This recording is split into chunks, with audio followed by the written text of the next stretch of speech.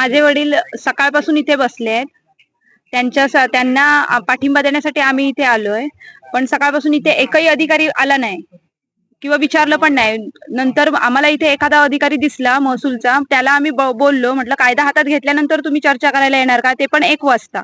तोपर्यंत एकही अधिकारी आला नव्हता. तेव्हा ते लोक नंतर गेले आणि नंतर त्यांनी 1च्या नंतर आम्हाला लेटर आणून दिलं की तुम्ही उपोषण मागे घ्या म्हणून. तर आश्वासन त्यांनी दिलं, आम्ही करू वगैरे कारवाई असं त्याच्यात लिहिलेलं होतं. पण त्याच्या आधी कोणतरी येऊन भेटेल किंवा काय असं काहीच नाही झालं. तर आम्ही त्यांना विचारलं की आम्हाला तुम्ही कोणी भेटायला नाही आलात आणि तुम्ही डायरेक्ट आमच्या डिमांड काय आहेत त्या विचारल्या पण नाही आणि तुम्ही डायरेक्ट कसं आम्हाला उत्तर देताय असं.